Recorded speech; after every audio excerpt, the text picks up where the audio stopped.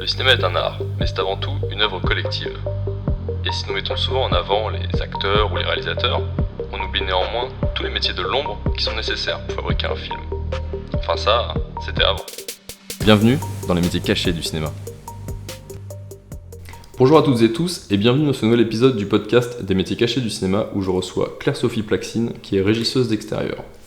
Bonjour Sophie et merci d'avoir accepté mon invitation. Bonjour. Alors pour commencer, est-ce que tu peux te présenter et nous vulgariser un peu ton métier ?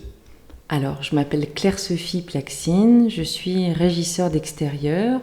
Je fais partie d'une équipe déco, donc je suis sous la responsabilité d'un chef décorateur et je m'occupe de l'accessoirisation du décor, en partie ça avec l'ensemblière, et surtout des accessoires de jeu, des accessoires qui sont tenus en main par les comédiens. En collaboration avec l'accessoiriste de plateau, je suppose ? Alors oui, je suis en collaboration avec l'accessoiriste de plateau et avec le deuxième assistant réalisateur et avec aussi l'équipe costume. Donc c'est un travail qui est assez transversal puisque je suis sur je travaille avec plusieurs départements.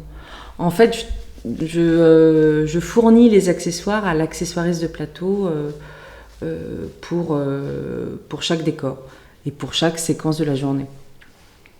Ok, et du coup, est-ce que tu peux nous en dire un peu plus sur le terme régisseur d'extérieur ? Est-ce que c'est un rapport avec la régie ou tu es uniquement rattaché à l'équipe déco ? Alors, oui, aujourd'hui, le régisseur d'extérieur est pleinement rattaché à l'équipe déco. En anglais, c'est plus explicite. C'est plus explicite puisqu'on dit props buyer, donc acheteur, donc qui achète des accessoires. En fait, le régisseur d'extérieur, autrefois, était plus... donc, ce qu'on m'a expliqué, puisque je n'ai pas connu cette époque. Donc, on tournait principalement en studio et il y avait quelqu'un de la régie qui partait régulièrement faire des courses pour le plateau. Et donc, on disait régisseur d'extérieur, donc extérieur à l'extérieur du plateau. Après, ce poste a migré progressivement vers le département décor.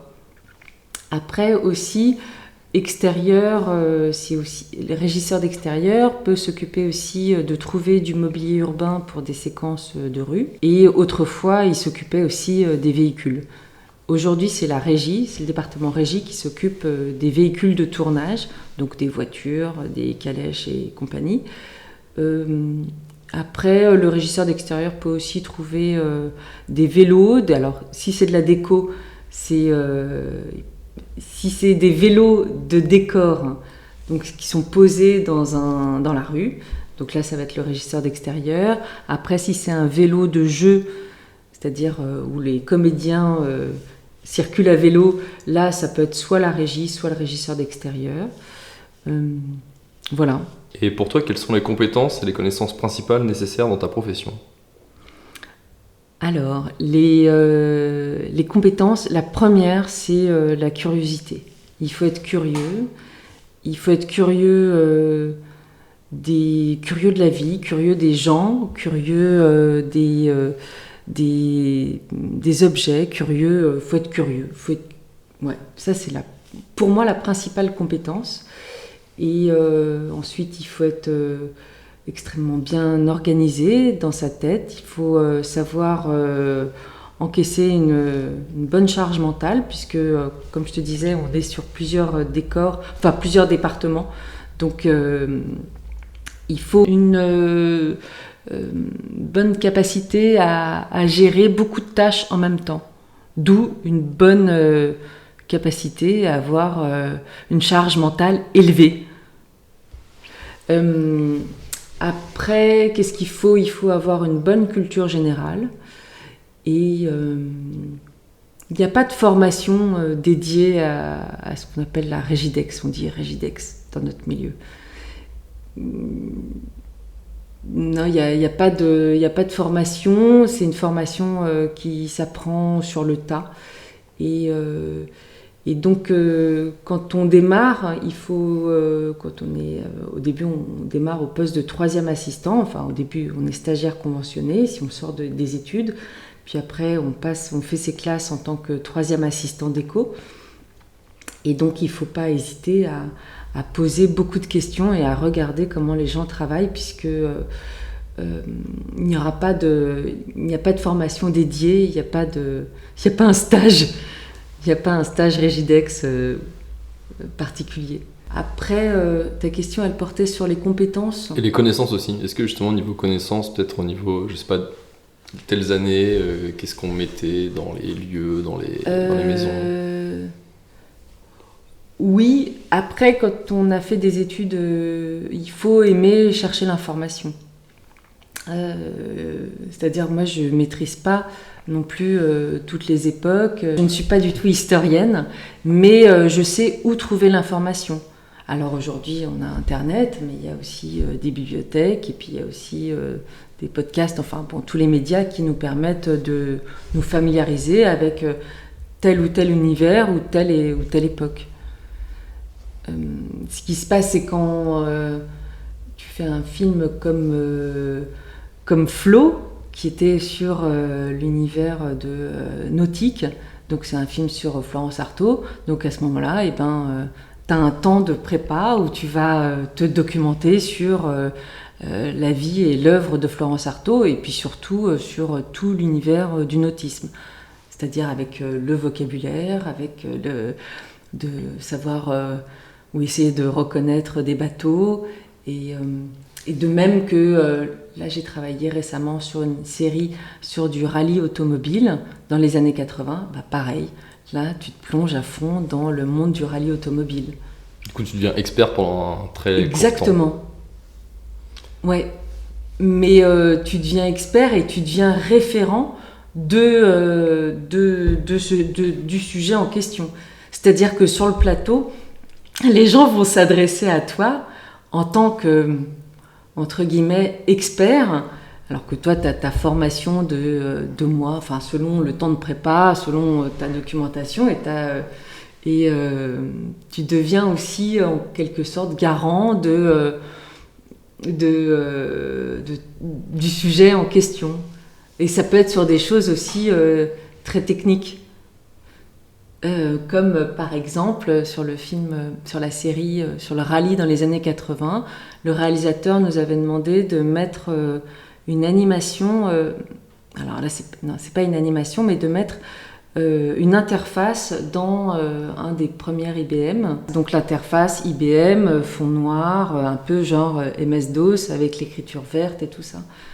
Donc là, on a dû faire appel à un programmateur qui nous a fait un petit programme sur un logiciel qui est interne à Windows. Et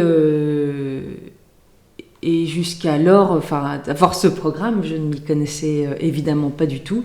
Donc je me suis bien renseignée pour savoir comment faire marcher ce programme. Le réalisateur nous a demandé de changer la police du programme, la police de caractère. Donc avec une collègue aussi Régidex, on était à fond là-dessus, sur comment faire marcher ce truc, et puis surtout comment programmer en code, qu'est-ce que tu demandes à ton petit logiciel. Alors aujourd'hui, l'IA est une grande aide, mais voilà. Ah oui, c'est vraiment couteau suisse, quoi. Oui, c'est vraiment couteau suisse. Dans les compétences, quand je te disais la curiosité, il faut aussi aimer les gens et aimer discuter. Aujourd'hui, les temps de prépa sont raccourcis par rapport à il y a 15 ou 20 ans, mais je crois que dans ce métier de régisseur d'extérieur, au moins, tout le temps de la préparation, où on va chercher des accessoires de jeu, donc qui vont être tenus en main par les comédiens, il faut aimer le contact humain et aimer rencontrer des gens, puisque au moment où tu vas chercher un accessoire, je sais pas moi,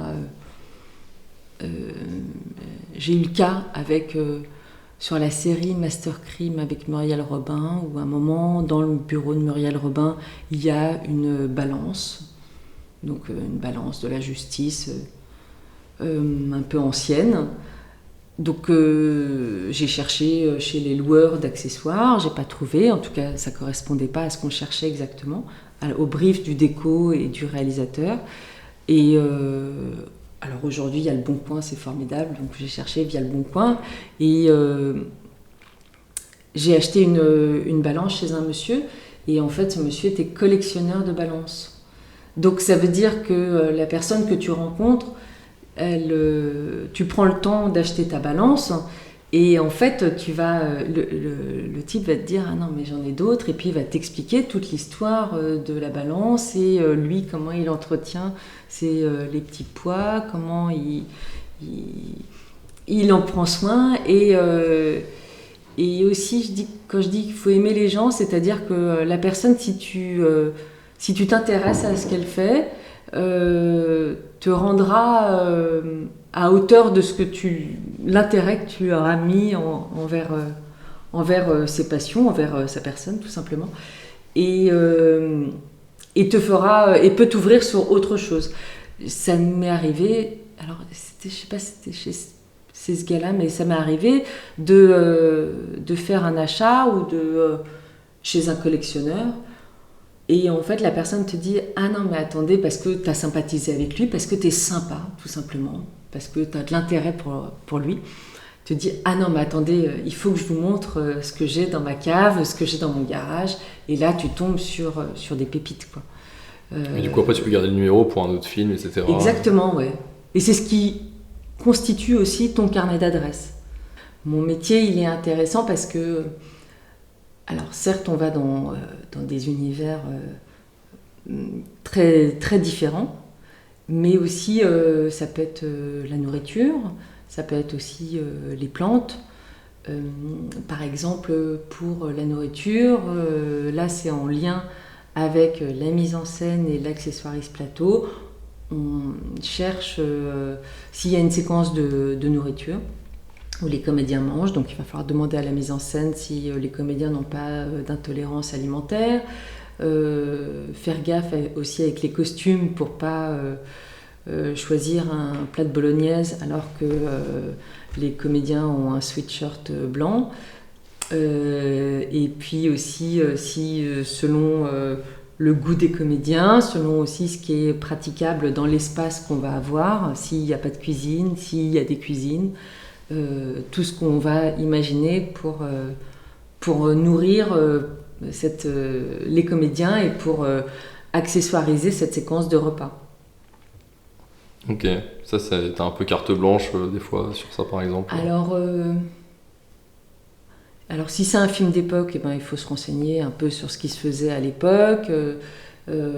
C'est aussi en lien avec le réalisateur et les assistants mise en scène sur ce qu'on a envie de voir sur la table, si ça doit être très visible ou pas visible. Et donc là, par exemple pour Merteuil, je m'occupais des repas et donc on a fait de la doc sur les repas de cette époque-là, de ce qui se faisait en termes de pâtisserie.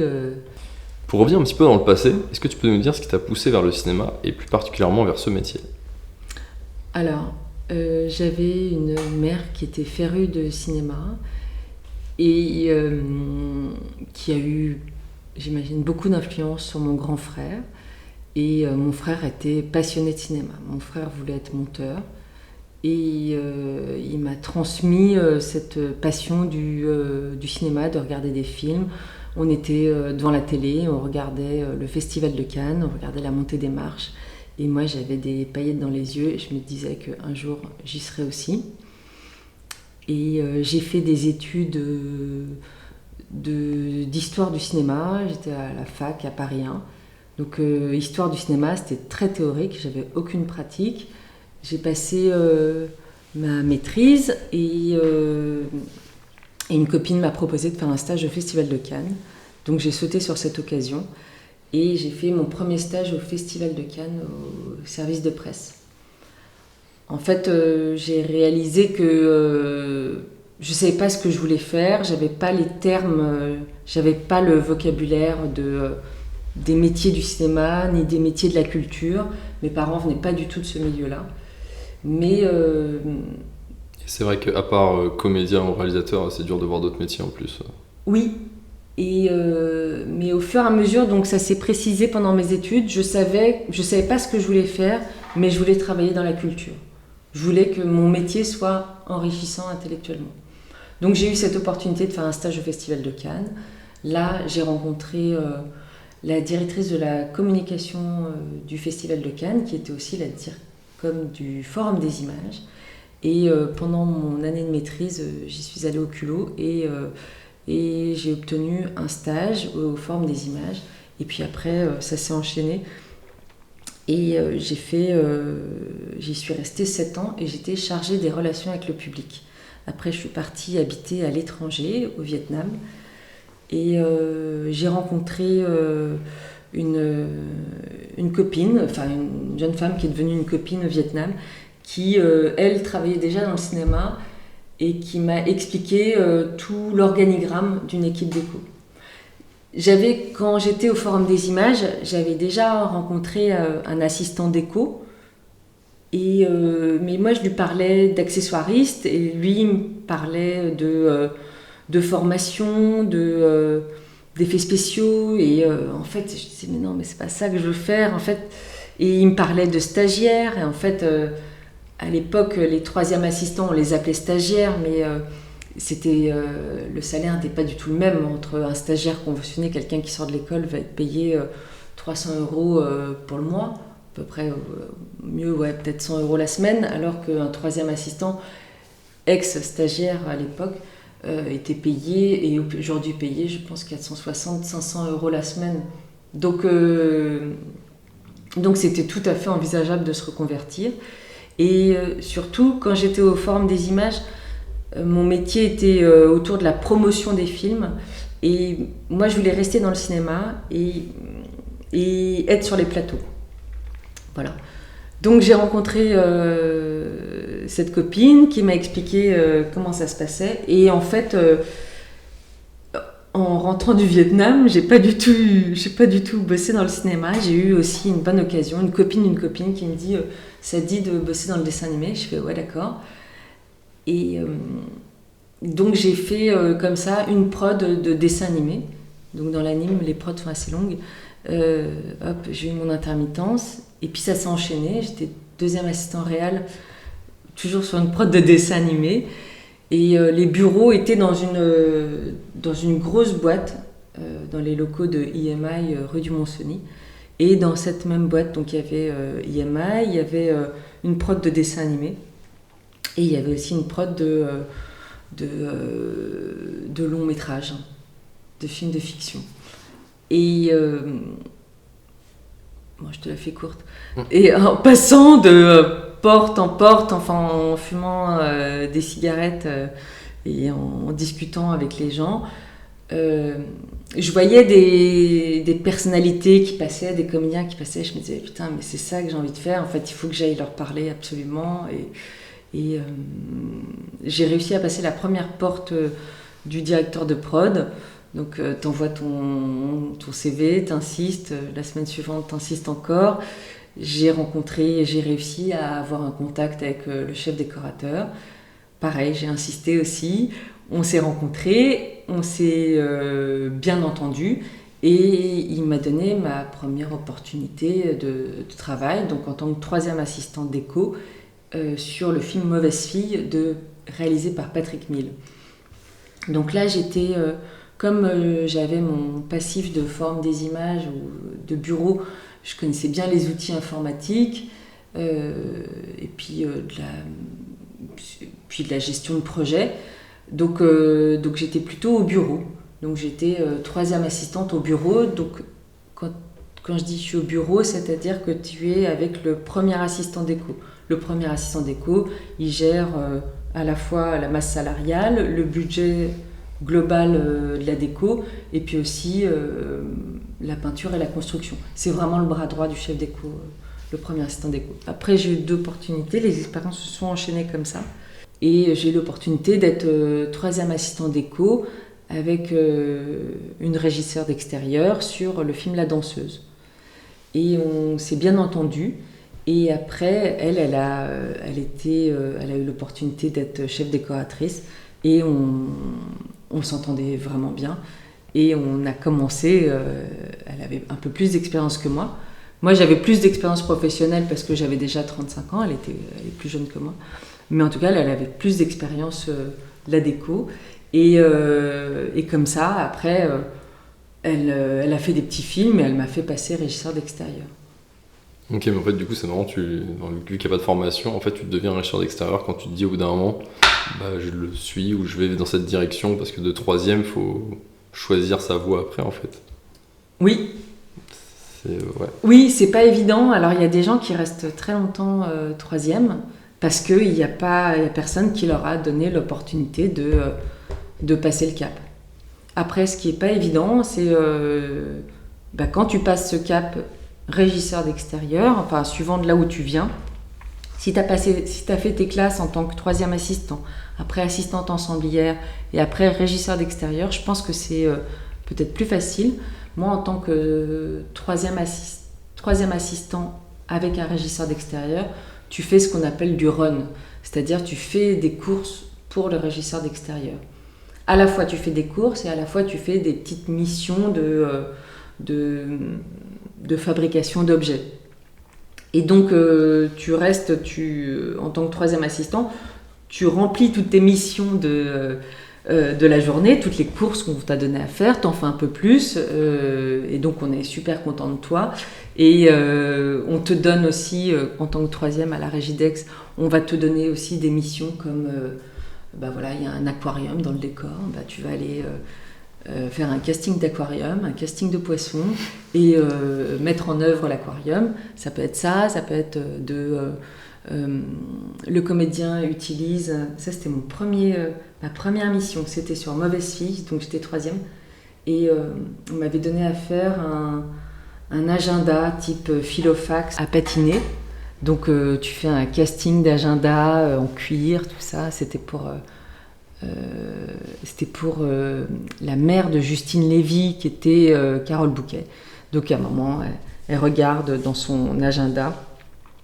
Et donc j'avais été chercher, j'avais fait mon casting d'agenda, et après il fallait remplir l'agenda pour que ça ressemble à un vrai agenda. Autant avec des stylos différents, avec le temps qui passe, parce que ce genre d'agenda tu le gardes assez longtemps, avec peut-être une trace de café, avec des cartes de visite, et puis il était en cuir, donc il fallait le patiner. Ah ouais, ça prend du temps tout ça, ouais, juste remplir l'agenda. Ouais, ça prend du temps, après ça se fait sur plusieurs jours, et ça c'est le boulot qu'on file au troisième. Après, quand tu passes Régidex, comme ton travail est assez transversal sur différents départements, et on n'a pas forcément le temps de se poser et de fabriquer, de patiner. Okay. Après, le travail est complètement différent, enfin pas complètement différent, mais il est un peu différent selon la grosseur du projet. Il y a aujourd'hui, surtout... particulièrement pour les films américains, va y avoir carrément un département régisseur d'extérieur qui va être lié au meublage, donc où ça va être de l'accessoirisation de décors, et puis et des régisseurs d'extérieur qui sont liés uniquement aux accessoires de jeu. Où là va y avoir peut-être de la fabrication et de la fabrication. Selon la grosseur du projet. Oui, de toute façon, ça, c'est plus les films sont gros, j'ai remarqué, plus il y a des nouveaux postes qui se créent, des nouveaux secteurs presque. L'évolution un peu normale, quand on veut être Régidex, c'est commencer troisième sur soit troisième meuble, soit troisième juste déco, si c'est pas un si gros film. Et après, c'est que de troisième qu'on va à Régidex, on n'arrive pas à régisseur d'extérieur directement déjà. Non, je pense pas. Non, ça me semble difficile. Et puis en plus, c'est l'expérience, c'est-à-dire c'est plus tu vas faire de films, plus tu vas être compétent dans ton... Enfin, en théorie. Plus tu vas être compétent dans ton métier. Et en plus comme il n'y a pas de formation dédiée, t'as pas envie de passer pour une nouille. Et donc ouais, c'est assez stressant.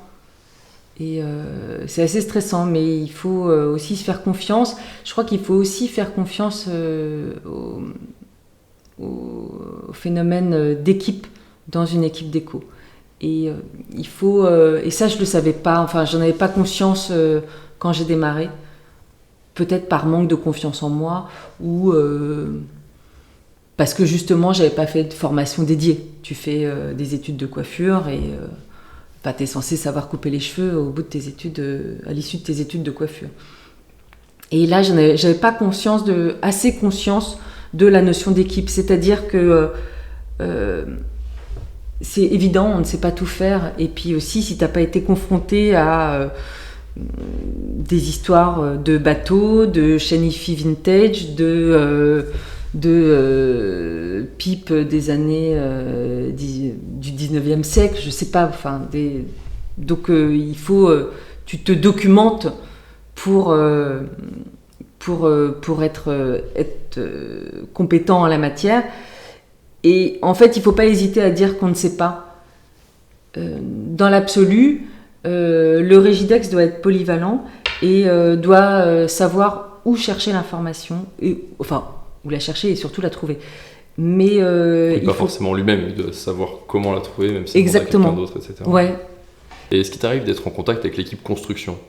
Selon la grosseur du film, le régisseur d'extérieur peut être à la fois à l'accessoirisation, à la fois aux accessoires de jeu et à la fois aux matériaux. Si le film est à peu de budget, tu remplis toutes ces missions. Si le film a un peu plus de budget, ça peut être un régisseur d'extérieur, donc qui est dédié aux matériaux et à la construction. Donc il va faire les courses de l'équipe construction, il va faire aussi des castings de moquettes, des castings de matériaux, de revêtements, de plaquage de bois. Et est-ce que tu trouves que ton métier il a changé entre tes débuts et maintenant ? Alors moi, j'ai pas connu cette époque où il n'y avait pas de téléphone portable, où il n'y avait pas de GPS, donc où là, il y a eu quand même un vrai changement. Mais oui, grâce, je parlais du Bon Coin, il y a le Bon Coin et toutes les plateformes de vente comme Amazon, je sais pas quoi. Oui, ça fait qu'il y a une espèce d'immédiateté demandée par la mise en scène ou par nos chefs pour avoir les objets. Ouais, au plus vite quoi. Maintenant, de toute façon, on est habitué à ce que tout soit instantané ou très rapide avec les livraisons, etc. Donc, et vu que sur un long métrage, là c'est clairement le temps c'est de l'argent, du coup il faut aller très vite quoi. Il y a moins de loueurs de cinéma aussi. Des sociétés qui s'occupent de louer des accessoires ou du mobilier, il y en a beaucoup qui ont fermé. Mais moi j'ai commencé il y a 15 ans, donc je note pas tant de changements que ça, à part les temps de prépa qui pourraient être raccourcis et surtout l'avènement d'Amazon, du Bon Coin, de Vinted. Et du coup, qu'est-ce que tu fais ensuite de tous les objets que tu as achetés ? Est-ce que justement vous les revendez à ces loueurs par exemple, ou est-ce que vous les revendez, vous les stockez quelque part ? Alors que ce soit le mobilier ou les accessoires, ils sont stockés tout le temps du tournage dans ce qu'on appelle un stock déco. À l'issue du tournage, c'est selon le bon vouloir de la production.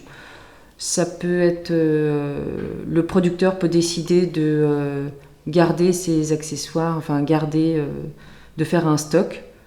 Et donc dans ce cas-là, la prod a un stock de ses tournages. Ça peut être revendu à l'équipe, donc c'est revendu à moitié prix moins la TVA. Ça peut ce qui n'est pas revendu en général termine à Emmaüs. Après, il y a des fois des grosses pièces, par exemple sur mon avant-dernier projet, on a acheté un aquarium d'eau de mer pour une poissonnerie, tu vois. C'est pas forcément un truc facilement revendable. Donc là, je l'ai directement mis sur le Bon Coin et on l'a vendu sur le Bon Coin. Oui, il y a des trucs très niches quand même. Ouais, vraiment. Tu as travaillé sur plus d'une trentaine de projets, comme les films Maestro de Bruno Chiche, Flo de Géraldine Danon ou encore la série Merteuil. Comment est-ce que tu appréhendes des projets aussi différents ? Alors, eh bien, c'est comme ce que je te disais tout à l'heure. En fait, c'est tu te plonges donc dans le scénario et l'univers dont parle le scénario. Maestro, c'était celui de la musique, des chefs d'orchestre. Donc, il y avait des morceaux qui étaient évoqués dans le film, enfin, que dirigeaient Pierre Arditi et Yvan Attal. Donc, bon, bah, ça va, je sais lire la musique. Mais sinon, bah, tu te plonges là-dedans. Et pour Flo, pareil, tu te bouffes du documentaire et de l'interview de Florence Artaud, le bouquin sur Florence Artaud, sur l'histoire de son bateau, le Pierre Ier. Et pareil, la série Merteuil, c'est des images, des bouquins, des visites dans des musées 18e pour vraiment bouffer, c'est familier, mais vraiment emmagasiner un tas d'images pour que ton cerveau emmagasine un tas d'images et de connaissances sur le thème qui est évoqué dans le film. C'est quoi l'élément le plus fou qu'on t'ait demandé de dénicher et comment tu l'as trouvé ? C'est pas forcément fou, mais c'est surtout juste. L'élément juste. C'est-à-dire entre ce qui est écrit au scénario, entre ce que veut le réalisateur, c'est trouver vraiment l'élément juste. Et ça, c'est pas toujours évident. Une chouette histoire qui est pour Maestro. Bruno Chiche avait écrit, donc dans le scénario, Yvan Attal, chef d'orchestre, offre une baguette de chef d'orchestre de collection à son père. Et ça n'a pas été évident de trouver un collectionneur de baguettes de chef d'orchestre. Donc après avoir fait toute la rue de Rome, tous les antiquaires d'instruments, tout, voilà. Et là, avec de longues discussions avec les antiquaires parce que chaque personne, en fait, chaque contact te renvoie vers quelqu'un d'autre, qui te renvoie vers quelqu'un d'autre jusqu'à ce que tu trouves l'objet. Là, j'ai eu la chance d'aller chez un chef d'orchestre très célèbre qui est collectionneur. Donc j'étais chez lui, il m'a montré sa collection, qui est une collection incroyable de baguettes de chef d'orchestre, soit qui sont en ivoire, en argent, sculptées. Et puis d'aller chez lui, c'était aussi totalement incroyable. Et puis que ça soit ce gars-là qui me montre sa collection. Et il a bien voulu nous louer sa baguette de chef d'orchestre qu'il a, à l'issue du film, offert à Pierre Arditi. C'est une belle histoire, ça. Ça, c'était une chouette histoire. Après, dans la série Bête de flic, donc où Fred Testo, policier, qui suite à un trauma crânien se rend compte qu'il entend les animaux penser. Et ben donc on avait des animaux. Alors il y avait un éleveur, un dresseur qui est venu avec un chien, qui était le chien héros du film, mais il y avait dans une de ces enquêtes des tourteaux qui étaient censés discuter avec Fred Testo. Donc j'ai été en charge des tourteaux. Et avec mon assistante, donc on est devenu hyper au point sur la vie des tourteaux. Donc, et après, donc on a trouvé des tourteaux. Bon, c'est pas, dans l'absolu, c'est pas très difficile de trouver des tourteaux, mais c'est des tourteaux qui vont vivre tout le temps d'un tournage dans un espace qui n'est pas dédié à des tourteaux. Voilà. Donc ça, c'est un peu foufou. Ouais, c'est pas tous les jours qu'on te demande ça, quoi. Non, c'est pas tous les jours qu'on me demande des tourteaux. Et à l'inverse, est-ce que ça t'arrive de chercher quelque chose qui n'existe tout simplement pas? Et dans ce cas, tu fais quoi? Est-ce que tu le fabriques? Oui, on fabrique dans ce cas-là. Ouais, on fabrique. Donc, Mais ça fait partie de de ton champ d'action de fabriquer aussi, ou tu délègues ça à une autre partie, une personne de alors, déco? si c'est le cas si on est dans le cas d'un gros film où il va y avoir vraiment un département dédié accessoires de jeu, accessoires pour le plateau, oui, on peut fabriquer les accessoires.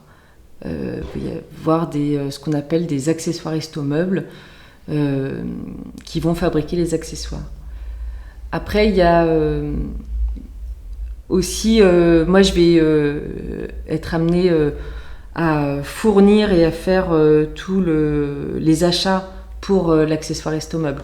D'ailleurs, quelle que soit la grosseur du projet, on peut fabriquer des accessoires et faire les courses pour la fabrication de ces accessoires et refiler tout ça à un accessoiriste au meuble. Auparavant, on aura cherché des références de l'accessoire en question et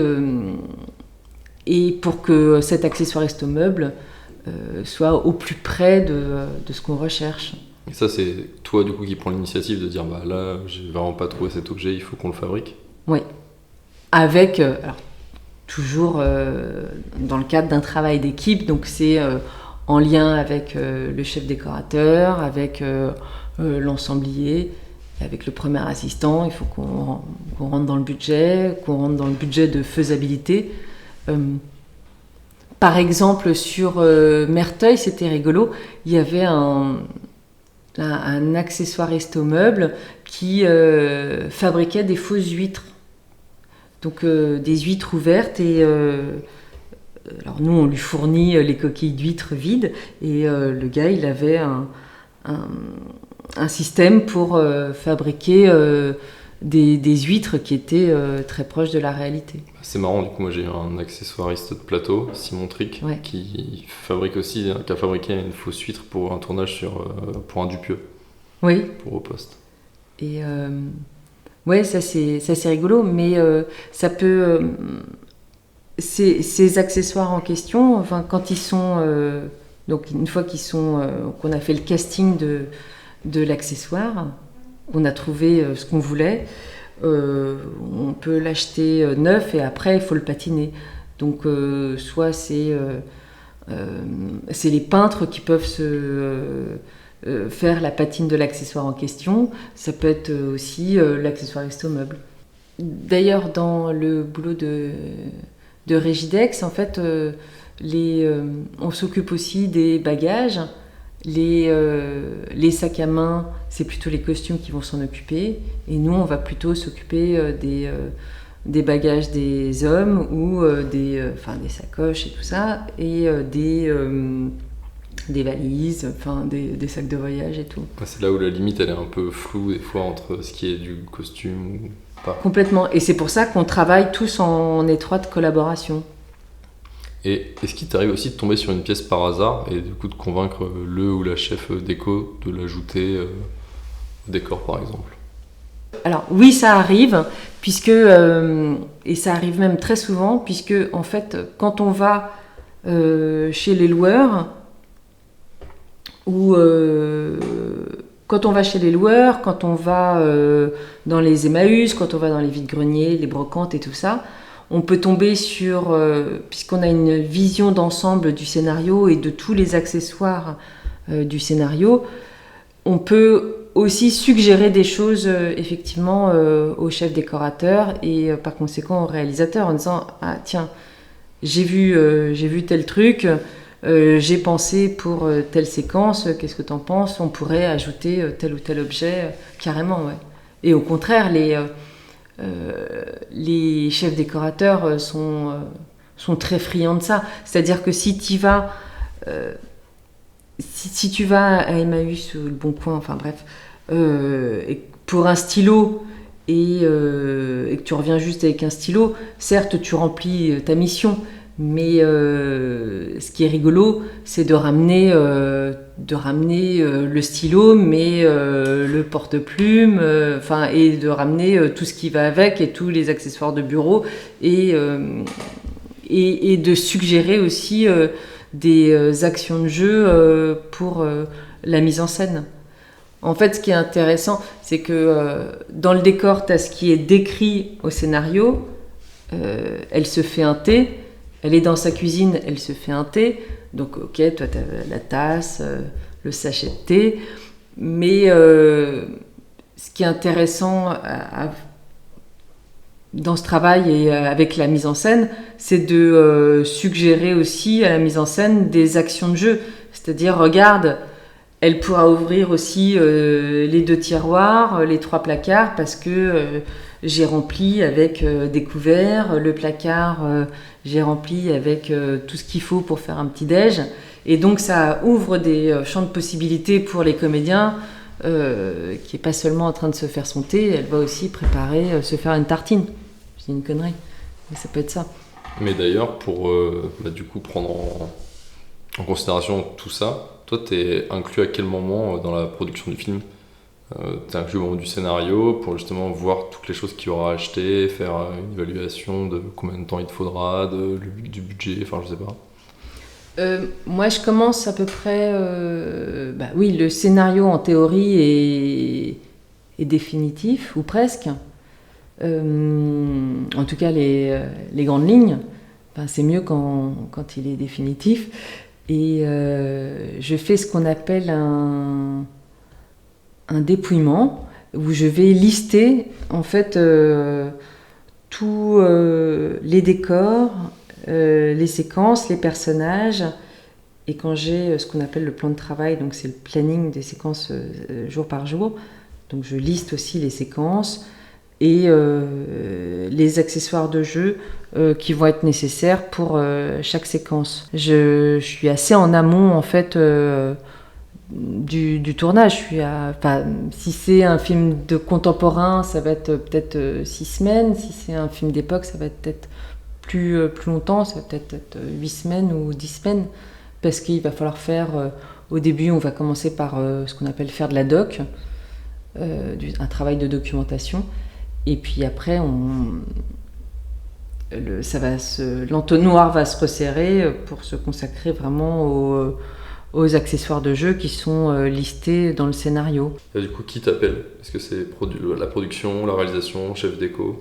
Qui c'est qui va t'appeler toi en tant que régisseur d'extérieur ? Alors c'est soit un ensemblier, soit un premier assistant, soit un chef décorateur. Quand tu disais tout à l'heure que les props, les objets doivent être validés par souvent chef déco et réal, et je suppose qu'ils ne valident pas absolument tout, ce serait beaucoup trop long. Du coup, est-ce que lors du dépouillement, vous décidez lesquels cela faut absolument qu'ils soient validés, ou est-ce que pour tous tu montres des photos et tu fais valider le tout ?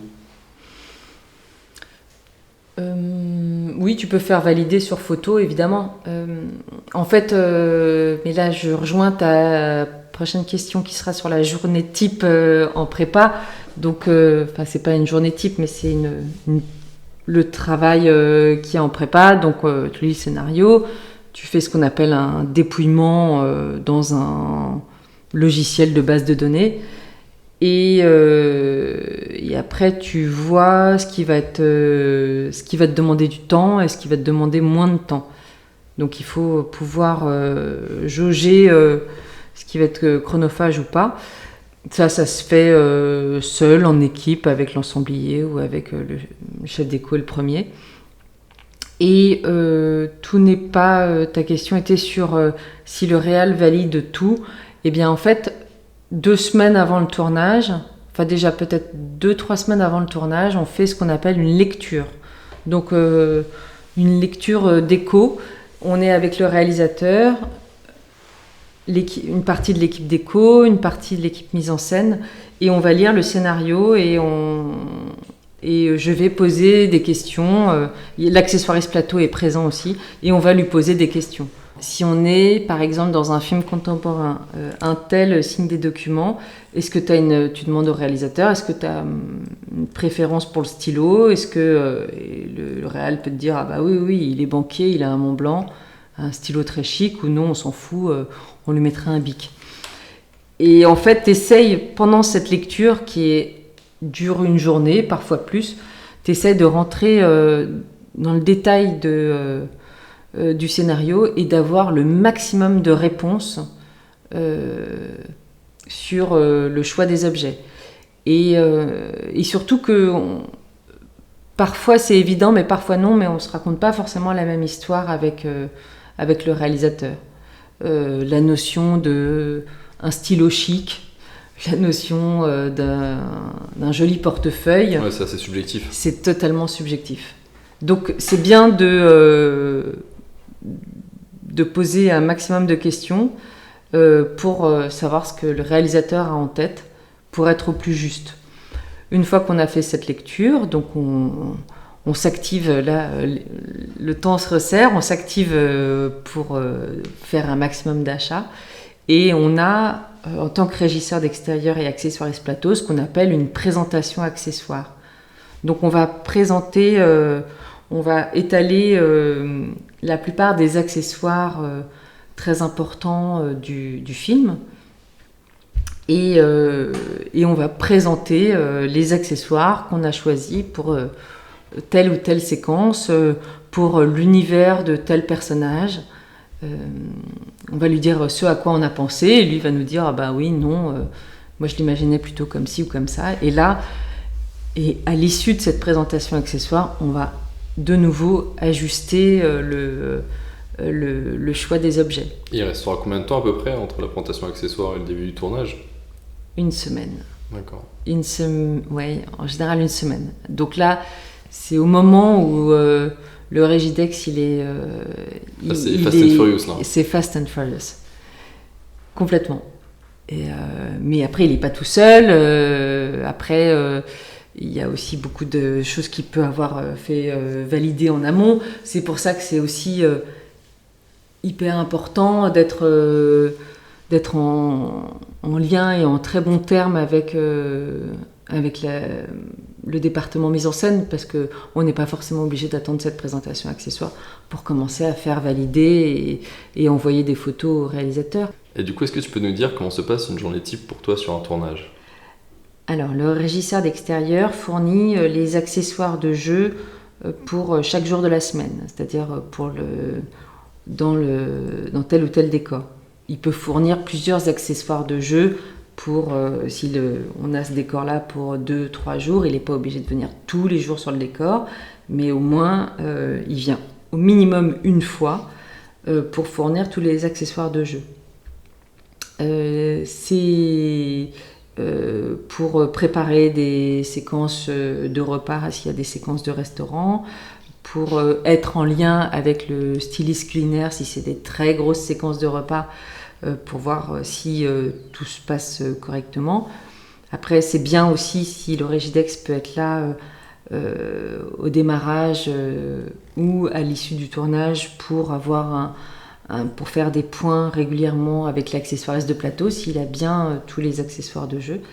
Et donc voilà, donc le Régidex il va sur le décor, et après parfois il peut être happé par le plateau, parce que le plateau c'est chronophage, parce que le temps que ça démarre, ça prend du temps, le temps d'aller voir ses collègues des costumes, et au moment où on est dispo, pour elles, elles sont pas dispo, donc t'attends qu'elles soient dispo. Donc ça peut être, tu peux passer pas mal de temps au plateau, et si le plateau il est à 100 bornes ou 50 km de Paris, après tout ça demande du temps. Une fois qu'il a livré ses accessoires, il se consacre aux accessoires du surlendemain ou des décors à venir, sachant que il aura eu tout intérêt à bien prévoir tous les accessoires écrits au scénario, puisque le Régidex n'est pas à l'abri de demande de dernière minute. Et ça, c'est très très fréquent. Ça arrive très régulièrement. Donc on se fait happer par le plateau,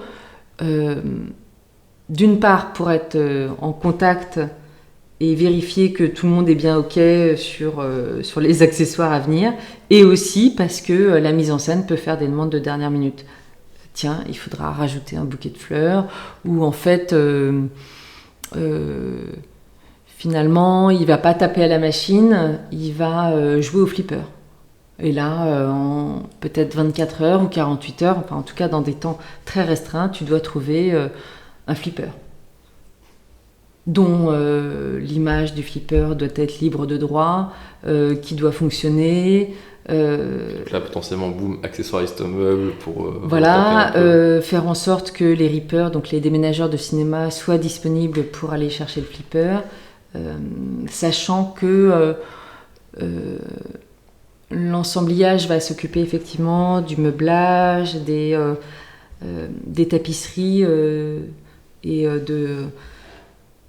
d'occuper l'espace. Le régisseur d'extérieur est vraiment sur les accessoires des jeux, donc ce qui est tenu en main par les comédiens, donc c'est les accessoires de plateau qui priment avant tout. Donc même si c'est aussi gros qu'un flipper, ça tombe dans Regidex. Ouais, ce genre d'accessoires, ouais, ça tombe à la Regidex. Ouais, c'est quand même assez compliqué des fois de voir les limites entre Regidex, accessoires plateau.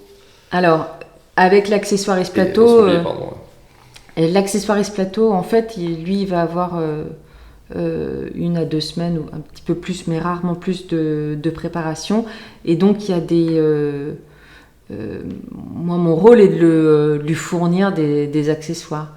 Mais des accessoires, on définit ensemble ces accessoires, enfin, on en discute. C'est toujours une discussion, en fait, avec ses collègues. C'est vraiment un travail d'équipe. Et on est des petits maillons de chaîne, et notre travail dépend de celui de ton voisin, quoi. Et du coup, ton contrat il s'arrête à la fin du tournage, ou ça continue encore un peu, peut-être pour revendre les accessoires ou d'autres choses, je sais pas. Oui, je vais peut-être 1 semaine après le tournage, parce qu'il faut ranger le stock, il faut ranger les accessoires, il faut les rendre aux loueurs. Ouais, c'est à peu près 1 semaine. En fait, ce qui se passe aussi, c'est pendant le tournage, c'est qu'on fournit les accessoires de jeu, porter le décor, et puis après, une fois qu'on a terminé de tourner dans ce décor, et ben, il faut aller démonter le décor. En fait, c'est pareil que l'ensemblage. Donc, il faut aller ramasser ces petits accessoires. Normalement, si c'est des accessoires qui sont amenés à rejouer, l'accessoiriste plateau aura fait attention de les garder dans son camion. Des fois, c'est trop gros, il ne peut pas les garder dans son camion. Donc, il faut que s'ils sont laissés... Ils sont laissés par l'accessoiriste plateau sur le décor. Eux, ils sont partis sur un autre décor, et moi, je vais pour ramasser mes accessoires, bien les ranger et savoir quand est-ce que je lui refourguerai les accessoires. Le Regidex, il s'occupe aussi des armes. Suivant le projet, il peut être là sur je pense à la série Master Crime, qui est une série policière. La série aussi Bête de flic, qui était une série policière. Là, le Regidex s'occupe des armes. Donc on fait un dépouillement, on liste toutes les armes qui vont jouer dans le film. On va chez un loueur d'armes et on définit ensemble les armes qu'on veut. Après, bien évidemment, on les fournit à l'accessoiriste plateau, qui les garde en toute sécurité. Nous, on ne manipule pas d'armes, puisque s'il y a manipulation, il faut un armurier obligatoirement. Mais en tout cas, on est amené à choisir ses armes. Quel est le ou les meilleurs moments que tu as vécu grâce à ce travail ? Alors, alors, il y a l'aventure humaine qui est forte, qui est ce moment où on vit une épreuve. Ce moment de la prépa qui est très calme, l'accélération avant le tournage qui peut être hyper stressant, et puis après avec des moments de doute, des moments d'excitation, des moments de fatigue, et des moments où on est remonté à bloc. et le moment où ça se termine. Et souvent, on se quitte avec beaucoup d'émotions. Donc, il y a l'aventure humaine, c'est hyper fort. Après, les moments aussi magiques, c'est... et là, c'est les régisseurs, enfin, toutes les équipes de tournage, je pourrais dire ça, c'est d'avoir accès à des endroits privés. Et ça, c'est incroyable. D'avoir accès au sous-sol de l'Opéra de Paris, d'avoir accès au belvédère de l'église Saint-Eustache, des endroits complètement incroyables où on n'a pas le droit, enfin on ne pourrait pas aller, et là on y a accès. En plus, à la déco, on y a encore plus accès que l'équipe de tournage, puisqu'on est en amont sur les décors, donc on a eu le temps d'aller dans les coins et recoins du lieu, de rencontrer le régisseur ou le propriétaire de ce lieu, donc de créer un lien avec cette personne et qu'elle nous emmène dans des endroits incroyables. Je pense notamment à l'église Saint-Eustache, où on tournait dans la nef de l'église, et en sympathisant avec le régisseur, il nous a dit vous voulez qu'on monte ? Tu te dis ouais, carrément. C'est des choses que tu n'auras pas l'occasion de refaire Non, jamais. Mon premier film, c'était donc Mauvaise fille, et on a tourné au Zénith. Et là, je me rappelle, le chef déco a appelé ma chef en disant mais venez, c'est incroyable, on a le Zénith pour nous tout seuls. Et effectivement, là, t'es avec ton micro, t'es sur la scène du Zénith et t'as envie de crier bonsoir Paris, bonsoir Paris, parce que t'es sur la scène du Zénith. Donc ça, ces moments-là, ouais, ils sont incroyables. Est-ce que tu as des anecdotes que tu peux nous raconter ? Sur Flo, de voir le bateau, le Pierre Ier, le bateau avec lequel Florence Artaud a gagné la route du Rhum, c'était complètement incroyable. De monter sur ce bateau, surtout quand on a lu et vu des documentaires sur l'histoire de cette femme, de rentrer dans son univers, ça c'est complètement fou. D'ailleurs, on a aussi tourné dans un de ces bateaux, qui était un de ses derniers bateaux, qui avait été vendu à une association. L'association l'avait loué pour ce film. Et je pense que le bateau n'avait pas beaucoup été modifié depuis son décès.